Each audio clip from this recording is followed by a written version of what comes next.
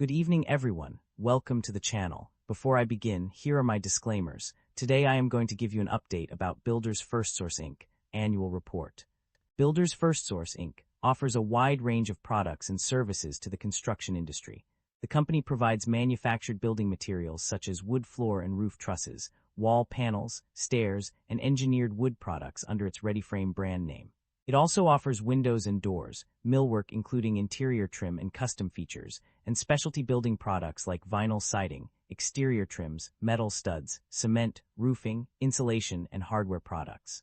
In addition to these products, Builders Firstsource provides construction services such as turnkey framing, shell construction, design assistance, and professional installation.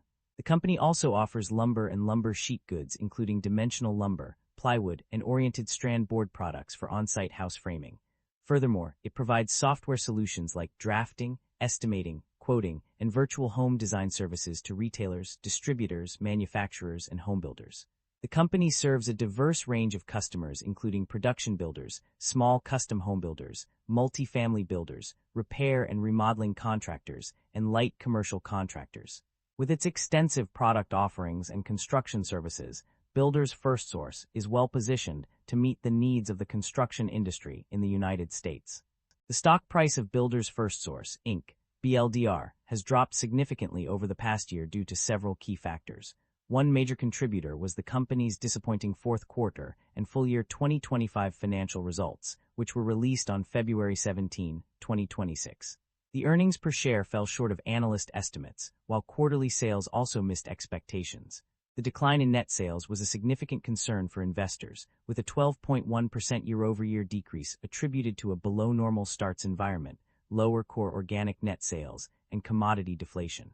Additionally, the company's profitability metrics took a hit, with adjusted EBITDA decreasing by 44.3% and the adjusted EBITDA margin declining by 470 basis points. The cautious outlook for fiscal year 2026, which anticipated flat single-family and multi-family housing starts, further contributed to the stock price drop. Higher-than-expected insurance costs also put pressure on the company's performance in the fourth quarter of 2025. Overall, these factors have led to a sustained decline in the stock price, reflecting the challenges faced by the housing market, affordability issues, muted consumer confidence, and depressed commodity prices throughout 2025. Builders Firstsource Inc. market capitalization of $13 billion is significantly larger than the average industry peer of roughly $1 billion. This shows that Builders Firstsource Inc. holds a significant advantage in their industry. Builders Firstsource Inc. trades at a higher price-to-earnings ratio of 22 times and a higher price-to-book ratio of 2.91 times relative within the industry. This makes the stock appear much more overvalued compared to its peers. However, the broader industry is also trading at elevated valuation levels, suggesting sector-wide optimism rather than company-specific overvalue. Investor should evaluate if the stock is worth its premium price. The leverage on the balance sheet appears elevated, with liabilities of 59% of total assets. This raises some concern, and we should examine the industry and nature of the business to determine whether they justify the elevated leverage. Liabilities have increased, while assets and equity have failed to keep pace or declined. This suggests the business is not growing and may be in decline, making it a highly unattractive investment from a risk perspective. Shareholder equity has weakened over the past 5 years, accompanied by declining or negative operating income. This suggests the business may be eroding shareholder value and warrants caution. The company has aggressively reduced its share count by more than 5%, indicating a strong shareholder-focused capital allocation approach. The income statement shows that the company revenue have been declining annually and operating income have not been increasing. This shows that the business is under pressure with rising cost and its management is unable to expand the business. The primary drivers of revenue growth or decline can be categorized into several key areas. On the growth side, engineered wood products and manufactured homes are driving expansion due to increased demand for stronger materials and modular construction methods. Additionally, windows, doors, and millwork are experiencing growth due to cost-competitive vinyl windows and high-quality pre-hung doors. Specialty building products and services are also growing as consumers increasingly seek energy-efficient solutions.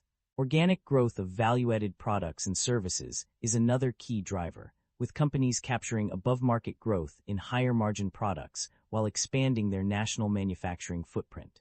Strategic acquisitions and disciplined capital allocation are also contributing to revenue growth. On the decline side, lumber and lumber sheet goods may experience a decrease in revenue due to sensitivity to commodity price fluctuations. A decrease in net sales and core organic sales have also been observed, attributed to below-normal starts environment. Commodity price deflation and one fewer selling day have also contributed to revenue decline. Neutral or other drivers include interest rates, consumer confidence, employment rates, foreclosure rates, housing inventory levels, and the health of the U.S. economy and mortgage markets. These factors can impact revenue growth, but are not as directly linked to specific products or services. The net income of the company experienced a significant decline between 2023 and 2025.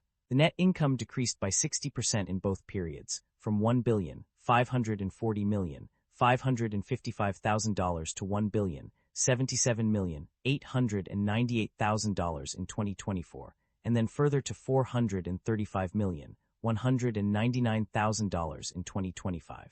This substantial drop in net income is attributed to various factors. One of the primary reasons for this decline is increased competition and changing consumer preferences. The company faced labor shortages and potential unionization, which added to its operational costs. Disruptions in information technology systems and cybersecurity risks also negatively impacted the business. Furthermore, a shift in sales mix towards lumber and lumber sheet goods led to decreased profit margins. The gross margin, income from operations, and net income margin all experienced significant decreases between 2024 and 2025. The gross margin dropped by 1.4 percentage points, while the income from operations decreased by 4.5 percentage points. The net income margin declined by 3.74 percentage points. These declines in profit margins were largely due to material price fluctuations and availability issues.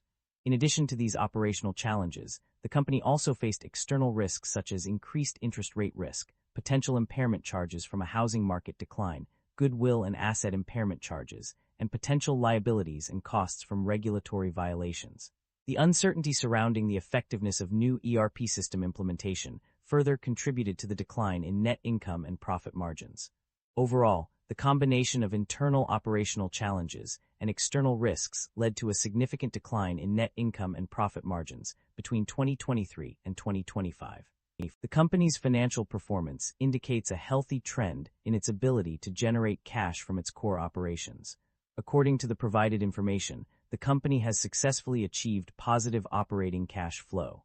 This is a significant milestone for any business, as it signifies that the company is capable of covering its operational expenses and generating excess funds. A closer look at the financial statements reveals that this achievement is not a one-time occurrence, but rather a consistent trend. The statement on page 40 explicitly confirms that the company has been generating positive operating cash flow, which further reinforces its financial stability. This development bodes well for the company's future prospects and provides a solid foundation for growth and expansion. The company's debt level and interest expenses have undergone significant changes over the past year. In terms of debt level, the company has seen an increase of $750 million with the issuance of 6.75% senior unsecured notes due 2035. Long-term debt has risen from $3,700,643 to $4,427,033, and total long-term debt has increased from $3,741,390 in 2024 to $4,485,046 in 2025. The interest expenses have also seen a notable increase, with net interest expense rising from 1.3% in 2024 to 1.8% in 2025. The actual dollar amount of interest expenses has increased from $207,724,000 in 2024 to $273,894,000 in 2025.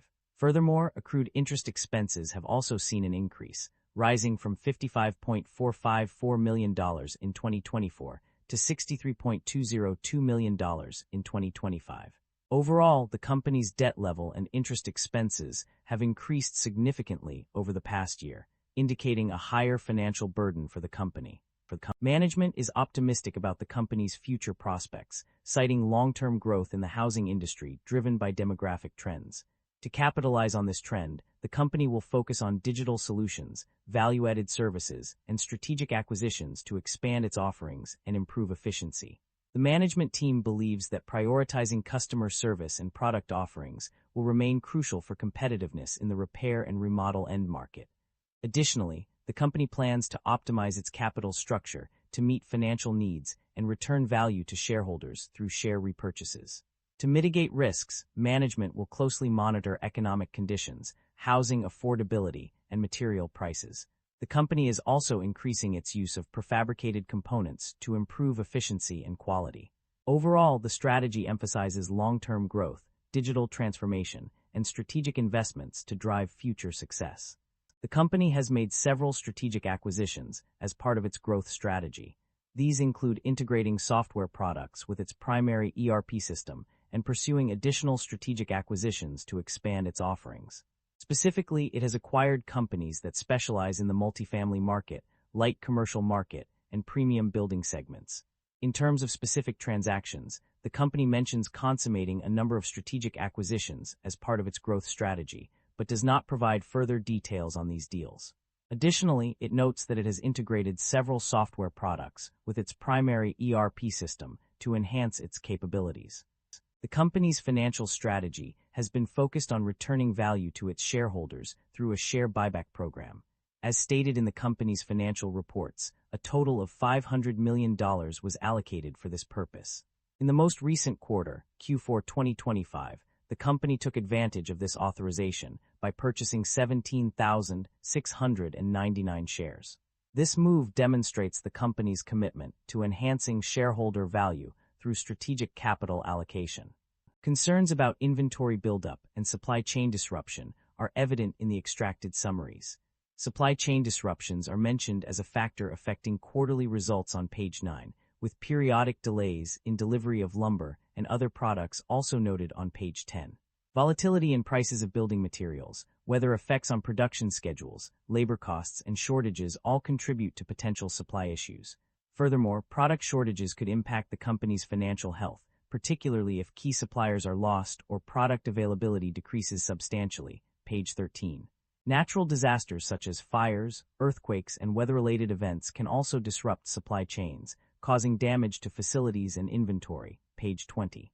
In addition to these disruptions, challenges in the supply chain are anticipated due to external pressures from housing starts, demographic trends, interest rates, consumer confidence, employment rates, and economic health. Page 28.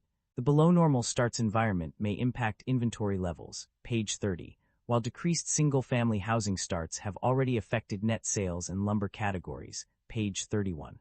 Interestingly, despite these concerns, inventory availability actually decreased from $891.7 million to $804.2 million on page 32. Suggesting that the company is actively managing its inventory levels in response to potential supply chain disruptions. That concludes the financial summary for Builders Firstsource Inc.